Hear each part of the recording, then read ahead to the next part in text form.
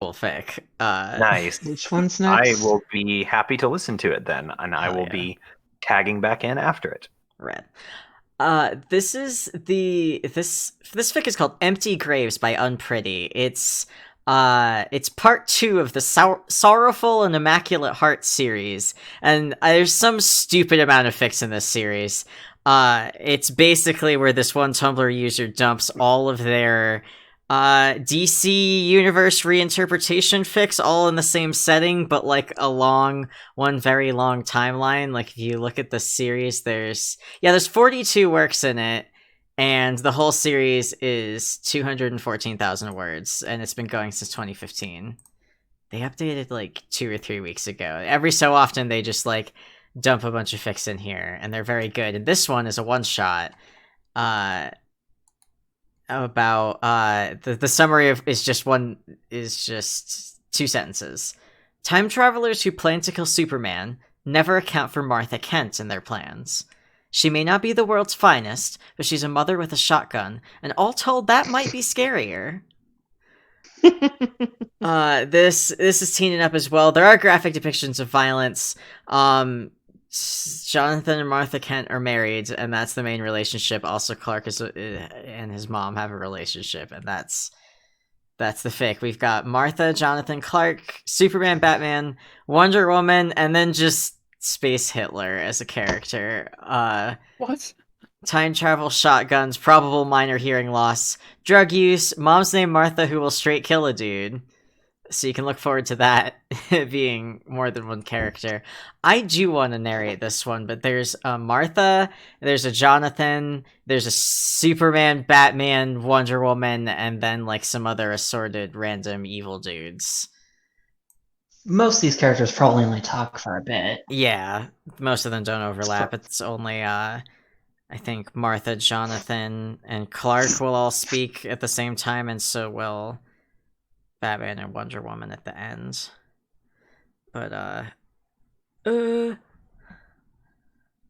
we can when we have fics with like a bunch of extras like this, we sort of just do it like um I guess it'd be whoever calls up in this case, just like back and forth, like who like if like whoever starts, you'll just alternate between who shows up because there's usually not more than 3 people in a scene until the very end.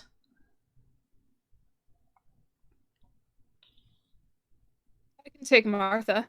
Be a murder mom. Yeah. Riley, do you want to be? I guess you'll be Jonathan then, and I don't know. Clark's a kid for most of this. When it comes, I do want to be Batman because I want to do the sometimes annoying but usually pretty funny, overly gritty Batman voice. Oh yeah, absolutely. That'll make every single one of his lines fantastic. The thing about this fic is he does talk like that. Like this series, he does talk like that all the fucking time. He's fucking Batman. That's part of why he's unsettling and fun. Anyway, all right. You guys ready? I will be in just a moment. I'm refilling my iced tea. Okay, we're gonna use this opportunity to take a sip of tea then.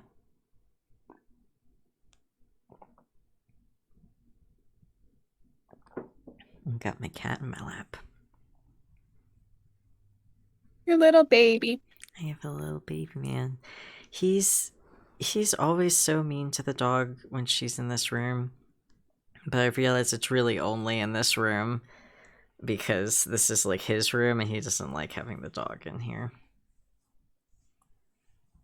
You gotta update your little rewards to your new little boy gets a treat on top of Tate gets a treat. I think oh, there's like Jimmy pick now, I think, but there isn't Jimmy gets a treat. He doesn't I mean he does like treats, but he's not very food motivated. He wants like pets and attention. Oh, that's valid. I feel that a lot. Screw food. Give me hugs instead. He's not worried about getting food. He knows that he'll get food. He would like me to pay attention to him though. Oh, you're a little baby. Wonder Woman has like 4 or 5 lines at the end, so maybe when Shania's back, I can convince her to take like 3 Wonder Woman lines. I've been back. I've just been Oh. listening. If you want me to do Wonder Woman, I would be happy to do that. Okay.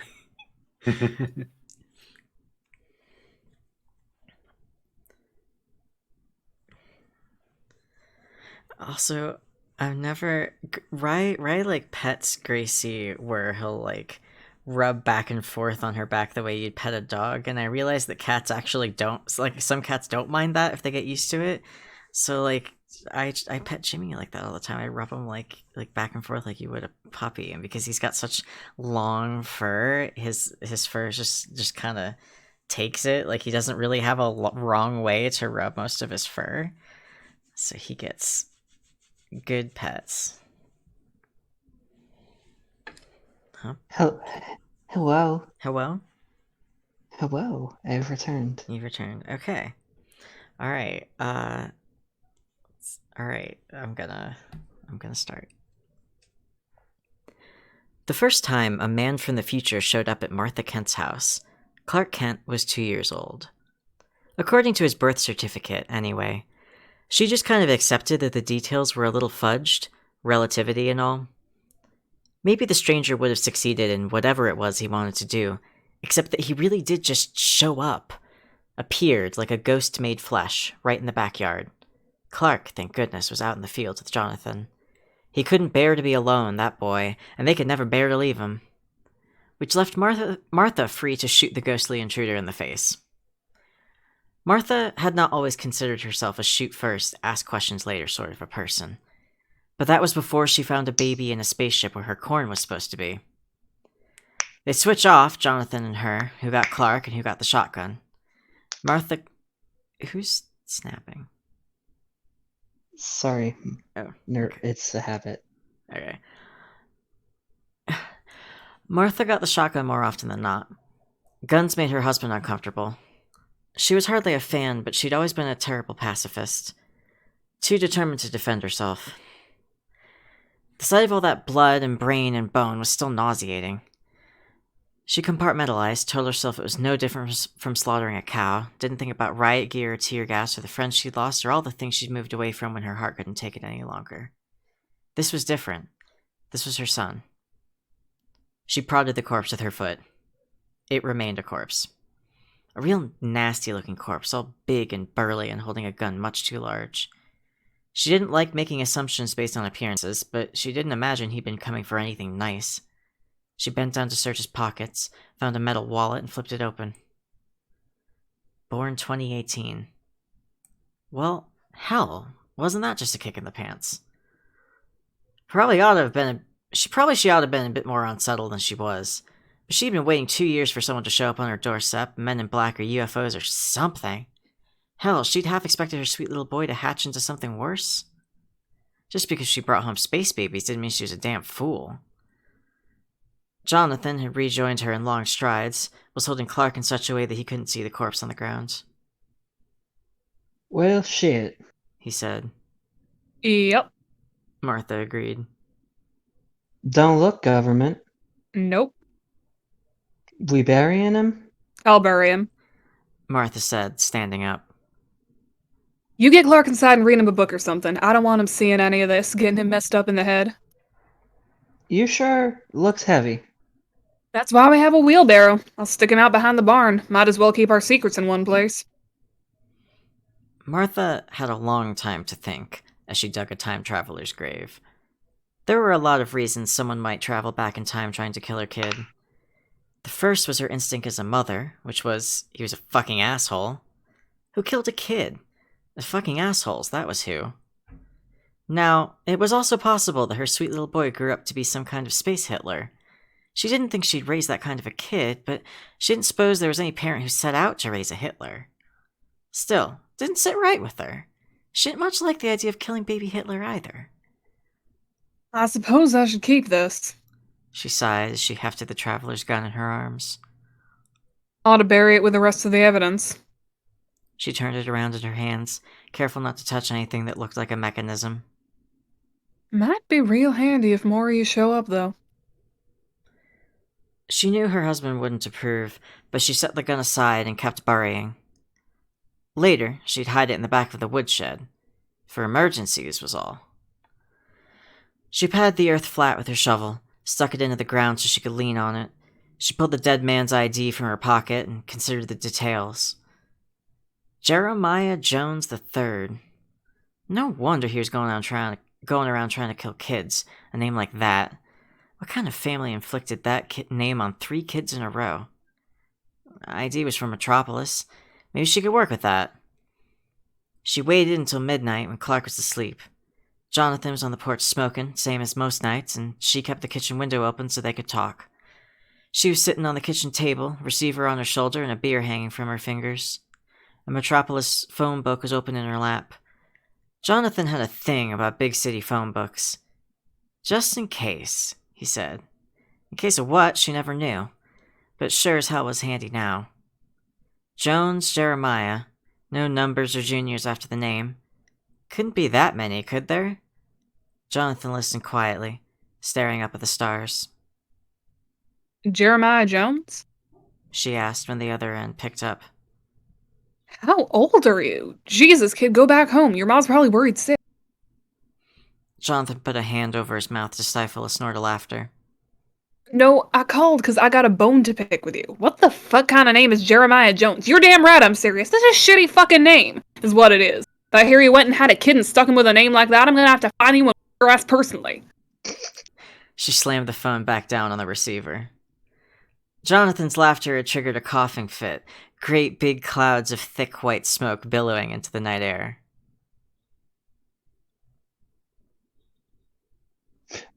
Geez, Marty, that was your plan? Was that it? She threw up her hands, beer sloshing in the bottle. I'm sorry, Johnny. I didn't hear you offering any better plans. You got a better plan? You want to let me in on the plan? I'm just saying, he said. Martha went upstairs while Clark was sleeping, sat on his floor to rest her arms and her head on the edge of his bed. She might have drank a little too much. She probably shouldn't have been smoking with Jonathan. She just wanted to take the edge off, but her day had been nothing but edges. She didn't mean to wake Clark up, but maybe she was noisier than she thought she'd been. His eyes were the most beautiful blue in the moonlight. Always had been. Hello, baby, she whispered. He raised a tiny hand and set it on top of her head. He did that less than he used to these days. That made her sad, like he was losing something. Oh fuck, we didn't decide who was Superman. I guess Jonathan's not in this scene, so you? Hello, Ma. He said sleepily. Did you have a nightmare? He was growing up so fast. Already too smart for a crib, for diapers. Not much of a vocabulary, but he was careful with it. Wasn't reading yet, but she was sure he'd be doing it sooner than later. Mind's like a steel trap, quick as lightning. She thought she might homeschool him. He was so clever, it would be so much safer. Yeah. She sighed. A real bad nightmare. Do you want to sleep in my bed? Just repeating the same thing Jonathan told him, but it still made a lump in her throat. Yeah. Yeah, baby, I do. Is that okay with you? Clark nodded and wiggled over to one side of the bed. Martha felt huge and clumsy as she crawled in sideways beside him, curling her body protectively around his. He pressed his forehead to hers. I love you, Ma. You, Clark. More than anything in the world. She listened to him breathe as he fell asleep, clumsy, noisy toddler breaths. Always so slow, always took him so much longer than it should have. His lungs were different, she was pretty sure. Someday he'd need to get an x-ray, and she'd have to say no, because she didn't know what they'd find. But not today. Today he was safe. Slowly she drifted off to sleep. There was no body behind the barn. There never was. There was never any ID left out on the counter either, no gun hidden behind the firewood. There was nothing to remember, and so Martha remembered nothing.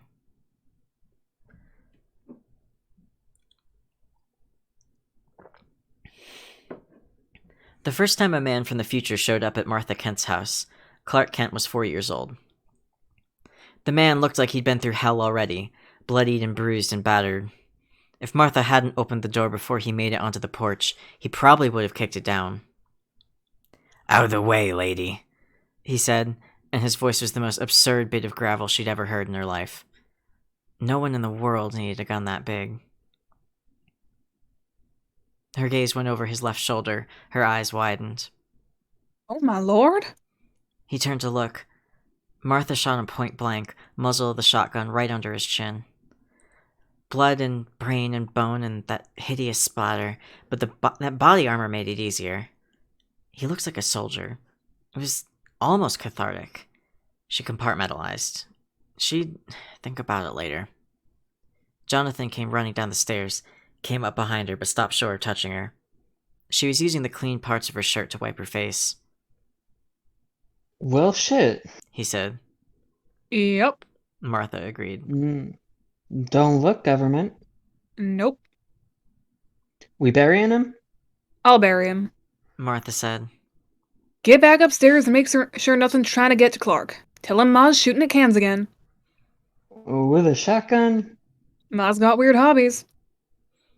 After the body was buried behind the barn, his gun hidden in the woodshed, she read the letter he'd had in his pocket. Mission info. Kill the tyrant Kal-El before he comes to power. Kal-El. The name gave her a chill. That wasn't her son's name. That wasn't a name for a boy she'd raised, loved with all her heart. Maybe that was the name of the boy who'd been tucked into a spaceship, but it wasn't the name of her son. Anyway, whoever's son he'd been before, they'd lost their naming privileges. That's what happened when you shot a baby into space. He was hers now, a little boy named Clark, and he belonged to blue skies and green grass and cornfields. Martha showered, threw her clothes on the fire, and poured bleach over the stains on the porch. Then she went upstairs, and she joined her husband and her son on his bedroom floor. Clark was building a castle out of wooden blocks and letting Jonathan help. He had to wear special glasses now. His eyesight was fine, but something about the light hurt him. She had to smother the fear in her heart that this planet was slowly killing him. Clark, honey, what do you think about going to school? Jonathan looked more surprised than Clark did, but then Clark had not spent as much time listening to Martha complain about the state of public education. On a school bus?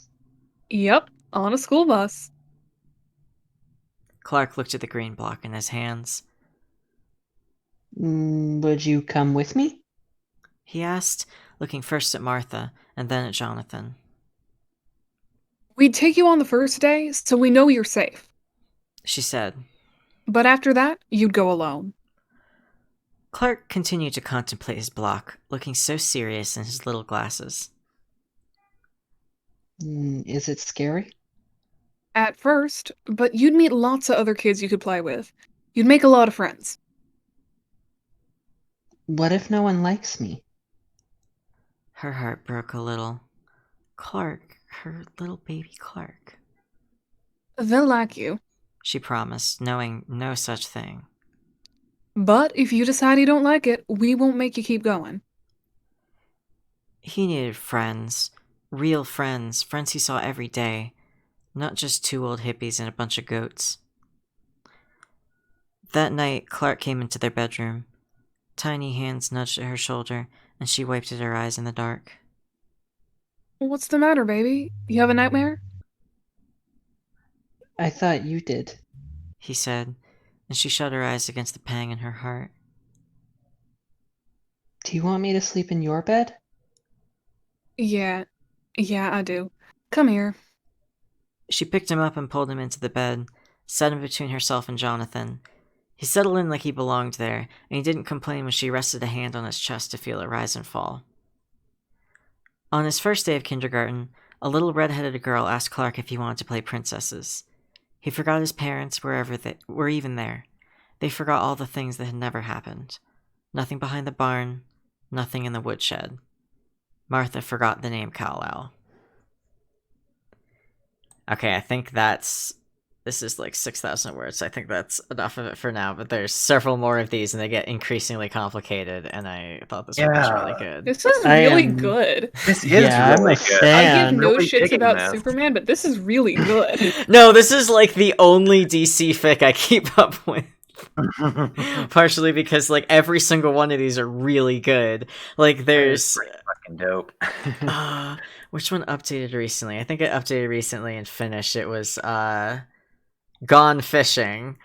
The description just says a very normal vacation with friends, but basically Bruce and Clark go on a fishing trip together, and it's supposed to be normal bullshit, or like just a normal fishing trip, during which Bruce gets drunk, and Clark does too on antifreeze because Superman, and Kryptonian.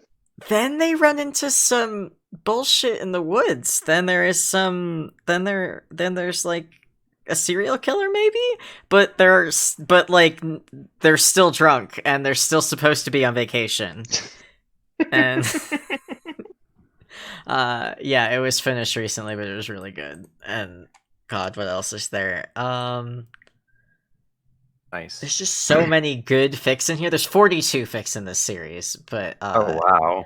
yeah, It's quite a lot. it literally starts with Martha Wayne and Thomas Wayne getting together. Like I think this 13 chapter series is about them like starting to date in high school and then going through wow. like having Bruce all the way down to like the most recent stuff with like the younger Bat family memeing.